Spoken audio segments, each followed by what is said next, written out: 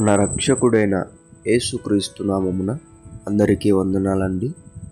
ఈరోజు దేవుని మాటలు యోహాను సువార్త 8వ అధ్యాయము 15వ వచనము. మీరు శరీరమును బట్టి తీర్పు తీర్చుచున్నారు, నేనెవరికిని తీర్పు తీర్చను. ప్రియమైన దేవుని బిడ్డలారా, మందిరములో తీర్పు తీర్చడం అలవాటు చేసుకున్నారు చాలామంది. దేవుని బిడ్డలారా, మనము పై రూపాన్ని లక్ష్యపెట్టి శరీరమును బట్టి తీర్పు తీర్చేస్తూ ఉంటాం. వారు అలా, వీరు ఇలా అని చెప్పేసి. అది చాలా తప్పు.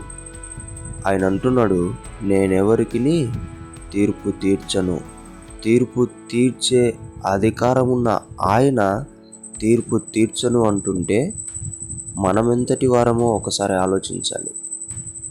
కాబట్టి ప్రియమైన దేవుని బిడ్డలారా, దేవుని బిడ్డలని శరీరమును బట్టి తీర్పు తీర్చేవారము కాక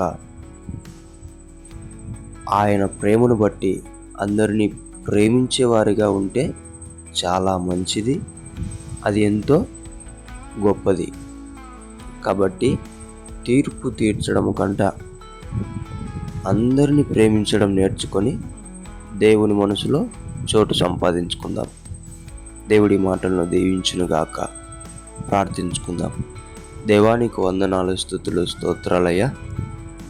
ఇన్ని రోజులు తెలుసో తెలియక శరీరమును బట్టి నీ బిడ్డలను బాధ పెడుతూ తీర్పు తీర్చాననేమో. మమ్మల్ని క్షమించమని ప్రార్థిస్తున్నాం.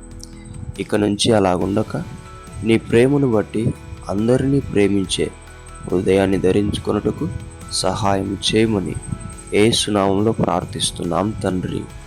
ఆమేన్.